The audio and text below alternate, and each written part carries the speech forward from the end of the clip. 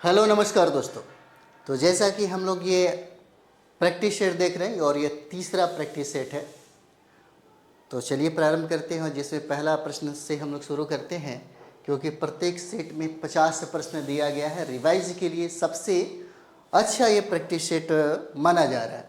तो चलिए हम लोग देखते हैं। यहाँ पे पंजाब के विलय के संबंध में बातें हैं, है ना। पंजाब के विलय के संबंध में निम्नलिखित में से कौन सा कथन कहता है कि गलत है, असत्य है? कौन सा कथन असत्य है? सबसे पहला पॉइंट में देखेंगे, 29 मार्च 1849 को गवर्नर जनरल की ओर से घोषणा हुई कि पंजाब राज्य को क्या कर दिया गया? पंजाब राज्य को समाप्त कर दिया गया। बिल्कुल सही है यह, है ना। रंजीत सिंह के पुत्र थे, जिसमें खड़क सिंह, ननिहाल सिंह, दिलीप सिंह का नाम आता है ना। इसी में एक पुत्र है इनका, महाराजा दिलीप सिंह के सभी प्रदेश भारतीय ब्रिटिश साम्राज्य का हिस्सा बन गया। ये भी सही है। पूछता है कि इसमें से गलत कौन सा कथन है ना। और दिलीप सिंह को 2,50,000 वार्षिक पेंशन दे दी गई, यही है गलत आपका। इसका मतलब क्या है? आंसर इसका सी हो जाएगा, है ना। आंसर क्या होगा? सी हो जाता है। चलिए अगला प्रश्न हम लोग फटाफट रिवाइज कर लेते हैं, है ना, तेजी से। दूसरा प्रश्न है कि किस वर्ष से भारतीय राष्ट्रीय कांग्रेस की कार्यवाही में महिलाओं ने भाग लेना प्रारंभ कर दिया? बहुत इंपॉर्टेंट है, पूछा जा सकता है आपसे, है ना। किस वर्ष से भारतीय राष्ट्रीय कांग्रेस की कार्यवाही में महिलाओं ने भाग लेना प्रारंभ कर दिया? क्या 1885 में? 1885 में तब तो इसका गठन ही हुआ था, इसका स्थापना हुआ था, जन्म हुआ था। क्या 1889 में होगा, या 1900 में होगा, या 1917 में होगा, है ना। किस भारतीय राष्ट्रीय कांग्रेस की कार्यवाही में महिलाओं ने भाग लेना शुरू कर दिया? तो ये हो जाएगा 1889 में। बहुत ही VVI है 1889 में, है ना। चलिए नेक्स्ट प्रश्न हम लोग यहाँ पर देखते हैं, और अगला प्रश्न हो जाएगा यहाँ पे, है ना। अगला प्रश्न है, बहुत अच्छा प्रश्न है ये, है ना। निम्नलिखित में से कौन सा आधुनिक भारतीय इतिहास में घटनाओं का सही क्रमानुक्रम को इंगित करता है? बताइए यहाँ पे, है ना। तो कौन सा करता है? तो इसमें अगर हम लोग देखें तो तीसरा का आंसर क्या होगा, है ना। तीसरा का आंसर हो जाता है यहाँ पे, इसका सी आंसर हो जाएगा, मार्ले मिंटो सुधार, है ना। मार्ले मिंटो सुधार हो जाता है ना, क्योंकि 1909 में हुआ था। और यहाँ पे देखते होंगे जालियांवाला बाग हत्याकांड, ये कब हुआ था? 1919 में हुआ था। गांधी इरविन समझौता आप जानते होंगे 1931 में हुआ था, है ना। अगर अगस्त प्रस्ताव जो 1940 में हुआ था, ये क्रम भी है। जैसे 1909 में देख सकते हैं इसको, 1919 में ये होता है ना, 1931 में होता है, ठीक है। और ये अगस्त प्रस्ताव 1940 में होता है। ये क्रमानुसारी है ना। अगर डेट याद रहेगा तब आराम से बन जाएगा। चलिए इसका आंसर सी हो जाता है। नेक्स्ट सवाल हम लोग यहाँ पर देखते हैं, भारत छोड़ो प्रस्ताव के निम्नलिखित में से किसने अनुशंसा की थी? क्या कहता है? किसने अनुशंसा किया था? अनुशंसा किसने किया था? चलिए हम लोग फास्ट में कर लेते हैं, है ना। भारत छोड़ो प्रस्ताव की निम्नलिखित में से किसने अनुशंसा की? तो अनुशंसा करने वाले व्यक्ति का नाम क्या है? जवाहरलाल नेहरू हो जाते हैं। जवाहरलाल नेहरू ने इसकी अनुशंसा की थी। 4 का आंसर क्या होगा? डी होगा। अगला सवाल कि किस स्वतंत्रता संग्राम सेनानी ने लाठी और अखाड़ा क्लब की स्थापना की थी? है ना, लाठी और अखाड़ा क्लब की स्थापना। एकदम अभी के समय में एग्जाम का जो पीरियड है उसमें एकदम फास्ट तरीके से रिवाइज होना चाहिए, एकदम तेजी तरीके से, है ना। तो चलिए डायरेक्ट हम लोग आंसर की बात कर लेते हैं। किस स्वतंत्रता संग्राम सेनानी ने लाठी और अखाड़ा क्लब की स्थापना किसके द्वारा किया गया? बाल गंगाधर तिलक के द्वारा किया गया, है ना। किसके द्वारा किया गया? बाल गंगाधर तिलक के द्वारा। 1942 में भारत छोड़ो आंदोलन के दौरान शहीद हुई किस महिला को बूढ़ी गांधी कहा जाता है? और याद रखिएगा बहुत इंपॉर्टेंट है, बूढ़ी गांधी किसको कहा जाता है ना। बूढ़ी गांधी, है ना, बूढ़ी गांधी मातंगनी हाजरा को कहा जाता है। आंसर इसका सी होगा, मातंगनी हाजरा को, है ना। दीनबंधु सार्वजनिक सभा की स्थापना किसके द्वारा किया गया? दीनबंधु सार्वजनिक सभा की स्थापना किया गया। दीनबंधु, है ना, सार्वजनिक सभा मतलब ज्योतिराव फूले के द्वारा, है ना, ज्योतिबा फूले के द्वारा, महात्मा ज्योतिबा फूले कहते हैं, महात्मा। चलिए अगला प्रश्न हम लोग यहाँ पर देखेंगे, 8 नंबर सवाल, सैयद वंश के सुल्तानों का सही कालनामु क्रम बताइए। सैयद वंश के सुल्तानों का सही काल क्रम पूछता है, तो यहाँ पे क्या होगा, है ना, तो सबसे पहला क्या हो जाएगा, खिज्र का हो जाते हैं, और खिज्र खां के बाद मुबारक शाह होंगे, और मुबारक शाह के बाद मोहम्मद शाह, और मोहम्मद शाह के बाद अलाउद्दीन आलम शाह हो जाते हैं। क्या होगा भाई, 1 3 2 4, मतलब इसका आंसर सी हो जाएगा, है ना। आंसर क्या होगा इसका, आंसर इसका सी हो जाता है। चलिए अगला प्रश्न यहाँ पर देखते हैं, 8 नंबर सवाल, है ना, 8 नहीं 9 नंबर सवाल देखेंगे हम लोग, 8 ऑलरेडी कर दी। चलिए प्रश्न है कि रुद्रमा के, है ना, रुद्रमा के संदर्भ में निम्नलिखित कथनों पर विचार कीजिए, एवं उसके बारे में सही कथन को चुनना है ना। सही कथन को चुनना है, क्या है, रानी रुद्रमा वारंगल के काकतीय वंश की चौथी स्वतंत्र शासिका थी, और उसने दक्षिण तमिलनाडु के पांडव, उड़ीसा के पूर्वी गंग शासकों, देवगिरी के सेवना शासकों को पराजित भी किया था। अब हमें इसमें से आंसर चुनना है, क्या होगा आंसर, तो याद रखिएगा, है ना, एकदम सही आंसर होगा, केवल एक सही है ना, केवल एक सही हो जाएगा। चलिए नेक्स्ट सवाल हम लोग यहाँ पर देखेंगे, और अगला सवाल है, मध्ययुगीन भारत के संदर्भ में, है ना, सराइस शब्द का अर्थ क्या है। मध्ययुगीन भारत के संदर्भ में पूछता है, तो इसका आंसर हो जाएगा, है ना, एक स्थान जिसका उद्देश्य भारतीय और विदेशी यात्रियों, तीर्थयात्रियों, व्यापारियों आदि को अस्थायी आवास प्रदान करना सराइस के नाम से हम लोग जानते थे। आंसर क्या होगा, सी आंसर हो जाता है। चलिए नेक्स्ट 11 नंबर सवाल है, निम्नलिखित कथनों पर विचार कीजिए, है ना, निम्नलिखित कथनों पर विचार कीजिए। इल्तुतमिश ने सिजदा तथा पैबोश यानी कि सम्राट के पैर को चूमना की प्रथा राजा के प्रति समान अभिवादन दर्शाने के रूप में आरंभ की थी। बलबन ने चांदी का टंका और तांबे का जीतल मुद्रों के रूप में प्रचलित किया था। उपरोक्त कथनों में से कौन सा कथन सही है, यही पूछ रहा है कि कौन सा कथन है जो सही हो जाएगा। ना तो एक सही है और ना ही 2 सही है, मतलब आंसर इसका डी होगा, ना तो 1 और ना ही 2, है ना। चलिए नेक्स्ट 12 नंबर सवाल, निम्नलिखित में से कौन गुप्तकालीन प्रशासनिक विभाजन का सही अनुक्रम दिखाता है। सही अनुक्रम दिखाता है कौन सा, तो याद रखिएगा, भुक्ति, विषय, वीथी और ग्राम हो जाएगा। भुक्ति, विषय, वीथी और ग्राम हो जाता है। आंसर क्या होगा, आंसर इसका ए हो जाएगा, है ना। नेक्स्ट सवाल हम लोग यहाँ पर देखेंगे, और नेक्स्ट सवाल है 13 नंबर, निम्नलिखित में से कौन सा मंदिर वास्तुकला की बेसर शैली का उदाहरण है ना। बेसर शैली का उदाहरण कौन सा होगा, है ना। होयसलेश्वर मंदिर, कंदारिया महादेव मंदिर, श्री राम मंदिर अयोध्या, उपरोक्त में से कोई नहीं। क्या होगा यहाँ पे, तो ये हो जाता है होयसलेश्वर मंदिर, है ना। आंसर इसका ये हो जाएगा 13 का ए। 14 नंबर सवाल, प्राचीन भारत के इतिहास के संदर्भ में भवभूति, है ना, हस्तिमल तथा क्षमेश्वर क्यों प्रसिद्ध है ना। तो ये क्यों प्रसिद्ध हो जाते हैं, तो ये प्रसिद्ध है, नाटककार हैं ये। आंसर क्या होगा, ये हो जाता है, नाटककार है ना। नेक्स्ट सवाल हम लोग यहाँ पर देखते हैं, यानी कि भारतीय संविधान की प्रस्तावना में उल्लिखित सही क्रम कौन सा है।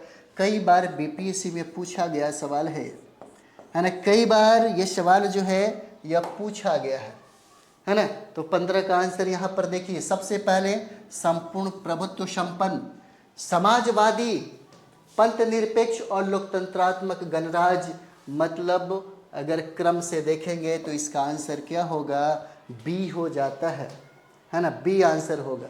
चलिए अगला प्रश्न यहाँ पर देखते हैं, 16 नंबर सवाल है ना, 16 नंबर सवाल, यानी कि पंचायती राज के संदर्भ में कौन सा कथन सही है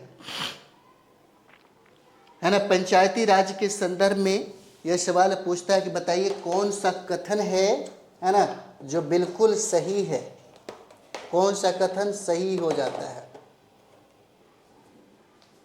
है ना।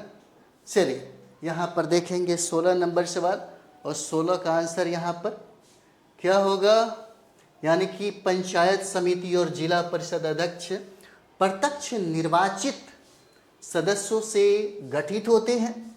पंचायत स्तर चुनाव लड़ने की न्यूनतम आयु 18 वर्ष है, और पंचायती राज संस्थाओं का चुनाव राज्य चुनाव आयोग के पर्यवेक्षक में होता है, उपरोक्त में से कोई नहीं। और कहता है कि बताइए हमको सत्य कथन के बारे में बताइए। क्या सत्य कथन के बारे में बताना है, मतलब आंसर इसका क्या होगा, सी हो जाता है ना। नेक्स्ट सवाल हम लोग 17 नंबर यहाँ पर देखते हैं। केंद्र और राज्य के मध्य वैधानिक शक्तियों का बंटवारा किस अनुसूची में वर्णित है। क्या 5वीं अनुसूची में है, या 8वीं अनुसूची में है, या यहाँ पे 6ठी अनुसूची होगा, या 7वीं अनुसूची में है, किस में वर्णित है। या तो 17 नंबर याद रखिएगा, यह 7वीं अनुसूची में इसका वर्णन किया गया है ना। 7वीं अनुसूची में मौलिक अधिकारों को लागू करने के लिए किसी न्यायालय द्वारा जारी किया जा सकता है। क्या जारी किया जा सकता है, डिक्री, समादेश, अध्यादेश या अधिसूचना, है ना। क्या होगा यहाँ पे, तो याद रखिएगा यह समादेश को जारी किया जा सकता है, आंसर इसका सी होगा। चलिए नेक्स्ट सवाल हम लोग यहाँ पर देखेंगे 19 नंबर, प्राकृतिक पर्यावरण की रक्षा, है ना। प्राकृतिक पर्यावरण की रक्षा किस प्रकार का संवैधानिक अधिकार है, किस प्रकार का संवैधानिक अधिकार हो जाएगा, तो याद रखिएगा ये मौलिक कर्तव्य हो जाता है ना। 19 का आंसर क्या होगा, ये मौलिक कर्तव्य हो जाता है ना। भारत ध्वज संहिता के प्रावधानों के अनुसार भारतीय निकाय के मानकों को लागू करने के लिए निम्नलिखित निकायों में से कौन सा प्रभारी है यहाँ पे, तो कौन सा प्रभारी होगा, आंसर इसका सी होगा, भारतीय मानक ब्यूरो, है ना। भारतीय मानक ब्यूरो, आंसर इसका सी हो जाता है। चलिए नेक्स्ट हम लोग अगला सवाल देखते हैं। नीचे दिए गए युग्मों में से कौन सा युग्म सही सुमेलित नहीं है। सही सुमेलित नहीं है मतलब गलत सुमेलित हमको यहाँ पे चुनना है ना। तो यहाँ पे गलत क्या होगा, तो गलत आपका बी आंसर हो जाता है, 21 का बी आंसर हो जाएगा, है ना। गलत ये हो जाता है, बी आंसर है। चलिए नेक्स्ट सवाल हम लोग यहाँ पर देखेंगे, 22 नंबर सवाल है, और 22 में हम लोग कूट में इसका जवाब भी देना है ना। भारत में कोयला खनन की महत्वपूर्ण घटनाओं पर विचार कीजिए तथा इन्हें सही कालानुक्रम में व्यवस्थित कीजिए। व्यवस्थित में क्या करना है 22 में, है ना, यानी कि रानीगंज में कोयले का प्रथम उत्पादन है, ठीक है, और कोल इंडिया लिमिटेड की स्थापना, फिर कोयला खदानों का राष्ट्रीयकरण और राष्ट्रीय कोयला विकास निगम की स्थापना। कहता है कि नीचे दिए गए कूट का उपयोग करते हुए सही उत्तर का चयन करें, है ना। सही उत्तर का क्या करना है, चयन करना है ना। सही उत्तर का चयन करना है तो क्या होगा यहाँ पे, याद रखिएगा 1 4 3 2 हो जाएगा, आंसर इसका डी हो जाता है ना। आंसर इसका डी हो जाएगा। अगला सवाल हम लोग 23 नंबर यहाँ पर देखें, है ना। भारत का कौन सा राज्य चूना पत्थर, जिप्सम, नमक और जस्ता के भंडार के लिए प्रसिद्ध है। जस्ता के भंडार के लिए प्रसिद्ध सबसे ज़्यादा कौन हो जाएगा, राजस्थान, है ना। 23 का आंसर क्या होगा, बी इम्पॉर्टेंट है। चलिए उसके बाद हम लोग 24 नंबर सवाल यहाँ पर देखते हैं। 24 नंबर सवाल, है ना, और 24 नंबर देखिए, कहता है भारत की 2011 की जनगणना के अनुसार भारत की नगरीय जनसंख्या का प्रतिशत कितना हो जाएगा, है ना। नगरीय पूछता, यानी कि नगरीय कितना होगा, और 2011 के अनुसार पूछता, इसलिए 31.2% हो जाएगा। बी आंसर है। ये भी कई बार बीपीएससी के एग्ज़ाम में पूछा हुआ सवाल है ना, बहुत इंपॉर्टेंट है। नैनो टेक्नोलॉजी का जनक किसे कहा जाता है ना। नैनो टेक्नोलॉजी का जनक हम लोग किसको कहते हैं, रिचर्ड फेनमैन को कहा जाता है। आंसर इसका क्या होगा, सी हो जाएगा, रिचर्ड फेनमैन को कहा जाता है ना। नैनो टेक्नोलॉजी के पिता कहे जाते हैं, जनक कहे जाते हैं। निम्नलिखित में से रॉकेट किस सिद्धांत पर कार्य करता है, ये भी पूछा हुआ है कई बार।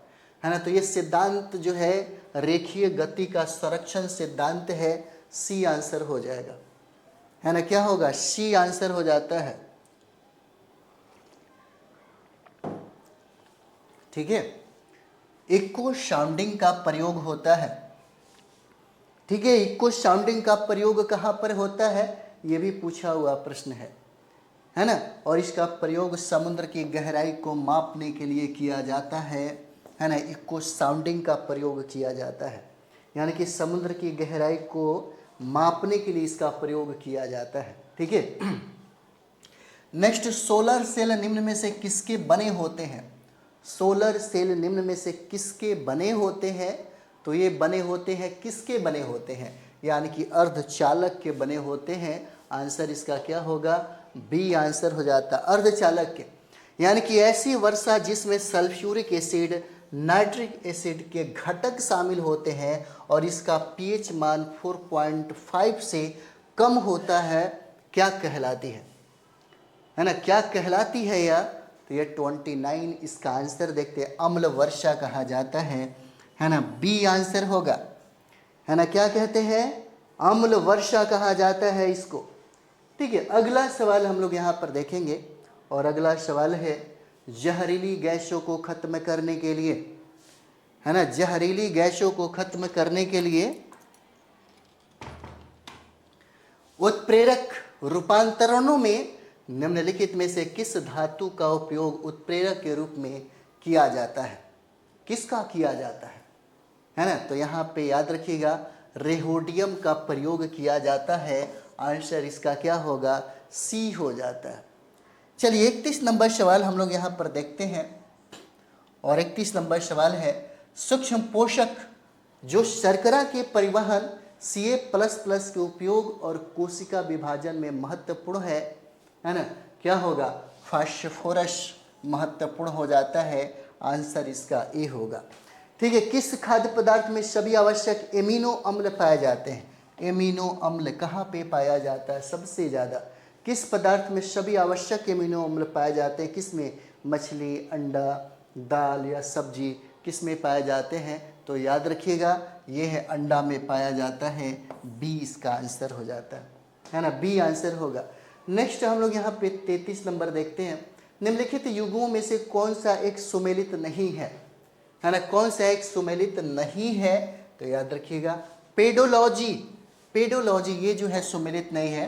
पौधों के जीवाश्मों का अध्ययन, है ना, एंथोलॉजी फूलों का अध्ययन, एंटोमोलॉजी, ये सारा चीज़ें क्या है, ये सही हो जाता है। चलिए 34 नंबर, किस शैवाल से आयोडीन की प्राप्ति होती है ना। आयोडीन की प्राप्ति किससे होती है, तो लैमिनेरिया से प्राप्त किया जाता है ना। इसी शैवाल से आयोडीन की प्राप्ति होती है।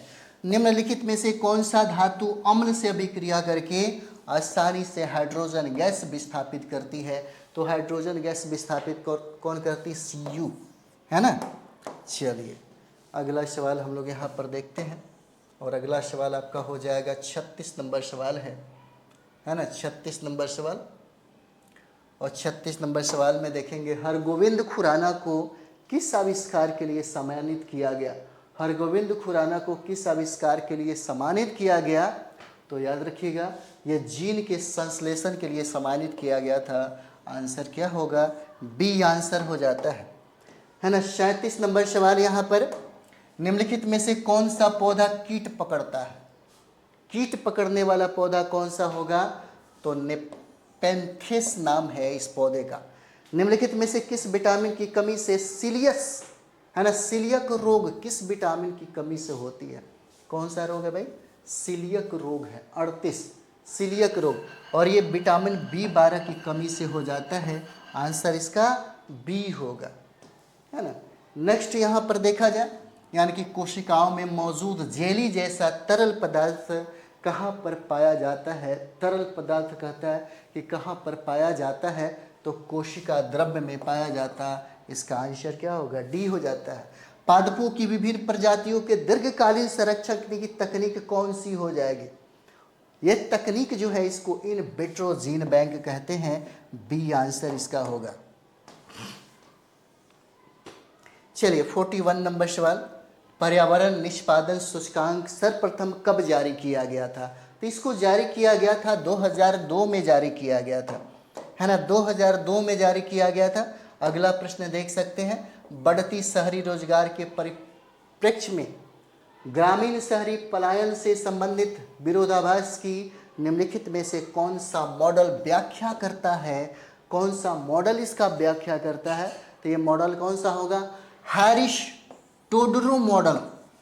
हैरिस टोडरो मॉडल हो जाता है, ये व्याख्या करता है। चलिए 43 नंबर सवाल यहाँ पर देखा जाए, है ना। 43 में देखते हैं, सूची 1 और सूची 2 को सही मिलान करना है ना। सूची 1 और सूची 2 को क्या करना है? सही मिलान करना है ना। 43 नंबर सवाल है। अब यहाँ पर देखिए, सूची 1 और सूची 2 क्या कहता है? यानी कि मधुबनी तो पता ही होगा आपको, बिहार से इसका संबंध हो जाता है ना। लेपाक्षी का संबंध आपको आंध्र प्रदेश से हो जाता है। पट्टचित्र का संबंध आपको उड़ीसा से हो जाता है, ये भी आप जानते होंगे। और वारली का संबंध महाराष्ट्र से है। मतलब इसका आंसर क्या होगा? डी आंसर हो जाता है। इस तरह से प्रश्न बहुत पूछे जाते हैं आजकल, है ना। चलिए अगला प्रश्न यहाँ पर हम लोग देखते हैं, और अगला प्रश्न आपका हो जाएगा, है ना, 44 नंबर सवाल। ठीक है, 44 नंबर सवाल देखिए। और 44 नंबर सवाल क्या है? फिलिप वक्र निम्नलिखित में से किसके मध्य संबंध स्थापित करता है ना। तो ये संबंध मुद्रास्फीति और बेरोजगारी के, है ना, मध्य में संबंध को स्थापित करता है। इसका आंसर क्या होगा? बी हो जाता है। अब यहाँ पे सूची 1 और सूची 2, है ना, इसको सुमिलित भी करना है ना, और कूट के माध्यम से यहाँ पे आंसर भी दिया गया है। तो इसका आंसर क्या होगा? चलिए हम लोग यहाँ भी देख लेते हैं, कूट 1 और 2। सबसे पहला आप देख सकते हैं कहलगांव, यानी कि कहलगांव कहाँ पे? आप जानते ही होंगे, है ना, औरंगाबाद के, है ना, बिहार के औरंगाबाद में। चलिए ये भी सही हो गया। ठीक है, खरगोन कहाँ पे है? खरगोन मध्य प्रदेश में हो जाता है ना, खरगोन। कोरबा छत्तीसगढ़ में। और बच गया एक, है ना, कुडगी कहाँ पे? कर्नाटक में है। मतलब इसका आंसर क्या हो जाएगा? इसका आंसर डी हो जाता है। 2 1 4 3 इसका आंसर हो जाता है। चलिए नेक्स्ट सवाल हम लोग यहाँ पर 44 नंबर देखते हैं। निम्नलिखित जोड़ों में से कौन सा जोड़ा सही सुमेलित नहीं है? मतलब गलत जोड़ा है। यहाँ पे यही प्रश्न कहता है कि गलत जोड़ा है, बताइए। तो गलत जोड़ा इसमें कौन होगा? कार्ल मार्क्स का principle of political economic and taxes, यही गलत है। ठीक है। अब सपा AFSPA पहली बार कहाँ लगाया गया? तो पहली बार ये कहाँ पे लगाया गया था? पहली बार आपको 7 पूर्वोत्तर राज्यों में 7 सिस्टर में लगाया गया था। इसका आंसर क्या होगा? डी हो जाता है ना। मोर भारत का राष्ट्रीय पक्षी कब घोषित कर दिया गया? तो इसको 1963 में घोषित किया गया। कभी कभी प्रश्न पूछता है, इंपॉर्टेंट है। भारतीय मुद्रा बाजार के अंतर्गत निम्नलिखित में कौन शामिल नहीं है? यहाँ पे कौन शामिल नहीं होगा? तो कौन शामिल नहीं है? भारतीय औद्योगिक विकास बैंक यहाँ पे शामिल नहीं होगा। सी आंसर इसका हो जाएगा, है ना। और पोचमपल्ली किसके लिए प्रसिद्ध हो जाता है? पोचमपल्ली, तो पोचमपल्ली बुनाई के लिए प्रसिद्ध है। चलिए कुछ फैक्ट्स है जो इम्पोर्टेंट है ना, आप लोगों के लिए। चलिए